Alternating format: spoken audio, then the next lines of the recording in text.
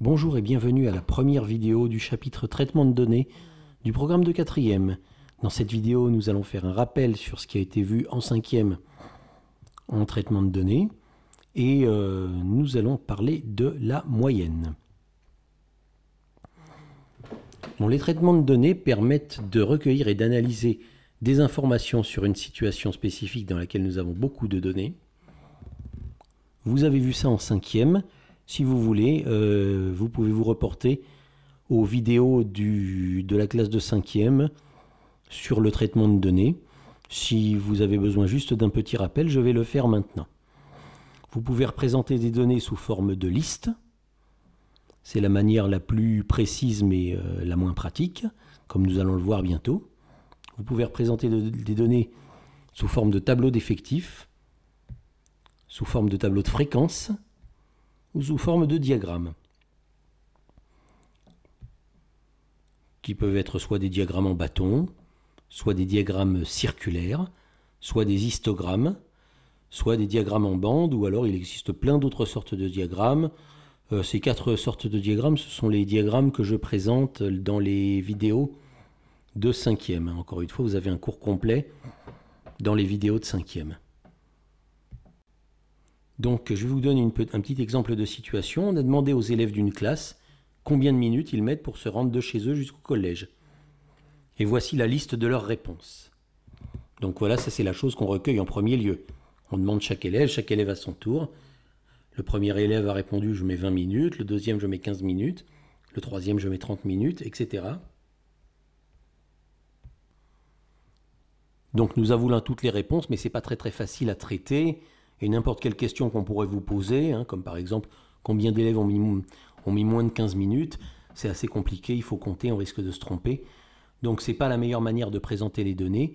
Comment pourrait-on présenter les données de manière un peu plus pratique? Bien, par exemple, en faisant un tableau d'effectifs, voilà, comme ceci. Vous avez le temps du trajet en minutes, et l'effectif, c'est-à-dire le nombre d'élèves qui mettent ce temps de trajet-là. Et là, on voit tout de suite qu'il y a 2 élèves qui mettent 5 minutes, 4 élèves qui mettent 10 minutes, 3 élèves qui mettent 25 minutes, etc. Et c'est beaucoup plus facile de répondre à n'importe quelle question avec ce tableau. Le tableau qui correspond évidemment exactement aux données que je vous ai écrites avant. Donc une liste de données, la liste de toutes les réponses que je vous avais affichées avant, ça s'appelle une série statistique. Le nombre de fois où une donnée apparaît dans la série s'appelle l'effectif de cette donnée. C'est-à-dire que l'effectif de 10, c'est 4. Puisque 10 minutes, 10 a été répondu 4 fois. L'effectif de 20, c'est 9, puisque 9 élèves ont répondu qu'ils mettaient 20 minutes. La proportion d'apparition d'une donnée dans une série statistique s'appelle la fréquence de cette donnée. Alors, il y a 4 élèves qui ont répondu qu'ils mettaient 10 minutes, mais 4 élèves sur combien au total? Si on fait le compte de tous les élèves, ça fait 25 élèves. Donc la fréquence, l'effectif de 10, c'est 4, mais la fréquence de 10, c'est 4 sur 25. La fréquence, c'est la proportion rapportée au total au nombre de données qu'on a dans notre série statistique. Donc maintenant, voilà, si j'analyse toutes ces données-là, je pourrais me poser la question, un élève ordinaire, en général, j'aurais dû mettre des guillemets à ordinaire, puisque tous les élèves sont ordinaires, il n'y a pas de raison que celui qui met 30 minutes soit moins ordinaire que les autres. Mais en combien de temps environ je peux penser qu'un élève se rend au collège, vu ces données ici? Comment est-ce que je pourrais répondre à une question pareille? Quel serait le meilleur temps possible si je devais donner un temps comme ça, un seul temps? Quel serait le meilleur temps possible que je pourrais donner? Eh bien, c'est pour ça qu'il existe le calcul de la moyenne. Voilà, on pourrait calculer en moyenne, j'ai soigneusement évité de dire en moyenne pour vous le faire deviner, en moyenne, combien de temps un élève met-il pour se rendre au collège? On va calculer la moyenne des temps de trajet. D'accord? Et la moyenne des temps de trajet, je ne vais pas vous dire tout de suite comment on la calcule, je vais vous le dire un petit peu plus tard. Mais en fait, si je calcule cette moyenne ici, elle vaut 18 minutes et 12 secondes. Et donc, je me dirais que voilà, ça prend environ 18 minutes de se rendre de chez soi au collège si on se base sur les réponses des élèves de cette classe. Ben, comment on calcule une moyenne? Peut-être avez-vous eu déjà à calculer les moyennes de vos notes dans certaines matières. Eh ben, il faut additionner tous les nombres de la série et il faut diviser par la quantité qu'on en a au total. Et attention, quand je dis additionner pour tous les nombres, ce n'est pas tous les nombres du tableau.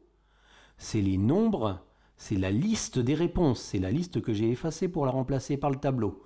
En fait, il faudrait additionner tous les nombres de la liste des réponses et la diviser par combien de réponses, et diviser tout ça par cette somme par combien de réponses il y a. Donc en fait, il y a 2 élèves qui ont répondu 5, il y a 4 élèves qui ont répondu 10, il y a 4 élèves qui ont répondu 15, donc il faudrait faire 5 plus 5 plus 10 plus 10 plus 10 plus 10 plus 15 plus 15 plus 15 plus 15 plus etc. jusqu'à 30 plus 30 plus 30 et diviser pour tout ça par les 25 élèves qui ont répondu. Donc pour calculer une moyenne, la manière la plus commune, c'est d'additionner, c'est diviser le total des valeurs par l'effectif total. Un total des effectifs, c'est une erreur. C'est le total des valeurs par l'effectif total. Voilà. Je vais vous donner, dans cette diapositive, là, je vous donne un petit exemple de questions qu'on pourrait vous donner pour vous habituer au vocabulaire des statistiques, sur les effectifs, les fréquences, etc. Et ensuite, dans celle d'après, on reviendra à la moyenne. Donc voici un tableau qui donne la répartition des notes d'élèves à un contrôle. Par exemple, combien d'élèves ont eu 10 ? Ben, 7 élèves ont eu 10. Voilà. Vous voyez, vous pouvez mettre la pause si vous voulez pour voir si vous arrivez à lire ce tableau. Et tant que vous mettez la pause, continuez. Continuez en remplissant tout ce qui se cache derrière ces cadres bleus.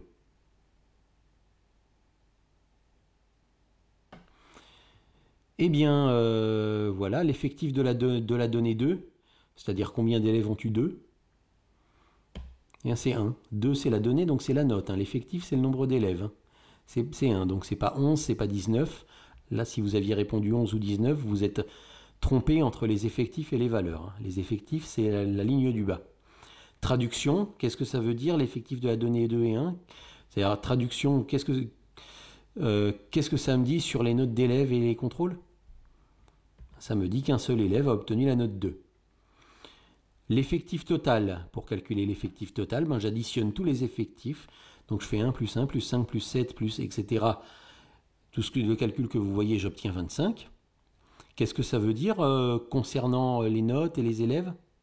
C'est-à-dire qu'est-ce que je mets en traduction ? Ce que ça veut dire concernant les notes et les élèves, ça veut dire qu'il y a 25 élèves dans la classe. Quand je calcule l'effectif total, je compte les élèves de la classe. Quelle est la fréquence de la note 10 ? Attention, je ne parle pas d'effectif, je parle de fréquence. L'effectif de la note 10, c'est 7 élèves. La fréquence de la note 10, c'est la proportion, c'est donc 7 élèves sur 25. Et je peux l'écrire sous forme de fraction, 7/25e. Je peux l'écrire sous forme de nombre décimal, en faisant la division 7 divisé par 25, ça fait 0,28. Donc la fréquence de la note 10, c'est 0,28. Ou je peux l'écrire sous forme de pourcentage. Autrement dit, je me sers du calcul de la 4e proportionnelle pour convertir des fractions en pourcentage, et ça me fait 28%. Si vous voulez avoir encore des précisions sur la conversion de fractions en pourcentage, alors vous pouvez regarder dans le chapitre de 5e, le chapitre proportionnalité, la vidéo pourcentage. Qu'est-ce que ça veut dire en parlant d'élèves que la fréquence de la note 10 est 7/25e ? Eh bien, on peut dire ça en disant que 7/25e des élèves ont obtenu 10. Ou alors, si on veut parler en pourcentage, que 28% des élèves ont obtenu la note 10. Maintenant, revenons à la moyenne. Voici les notes de Martin et d'Arthur en SVT au premier trimestre. Et je vais vous demander de mettre la pause et avec ce que vous savez de la moyenne, de calculer les moyennes de ces deux élèves.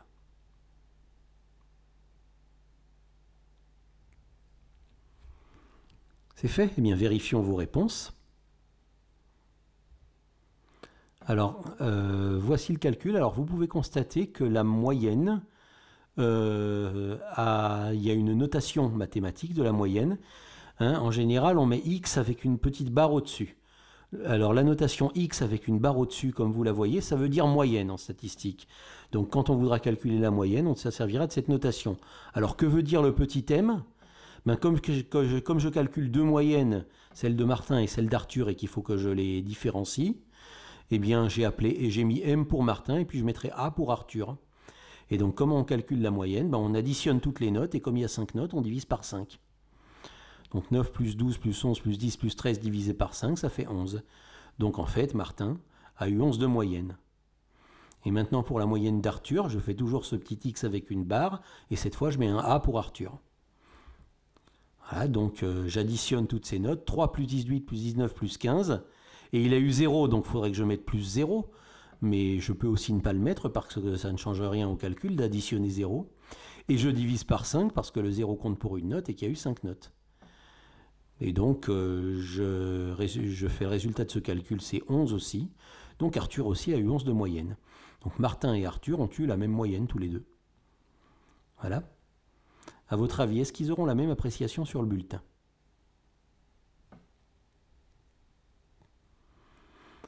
Eh bien, si vous regardez les moyennes, ils ont la même moyenne. Mais si vous regardez leurs notes, vous constatez que Martin a des notes qui sont sensiblement les mêmes, qui ne varient pas beaucoup. Alors qu'Arthur, apparemment, s'est beaucoup investi là où il a eu 3 très bonnes notes et puis 2 notes extrêmement basses. Donc on peut supposer que ces élèves, bien qu'ils aient la même moyenne, ne se ressemblent pas du tout du point de vue du travail fourni et du point de vue de leur performance.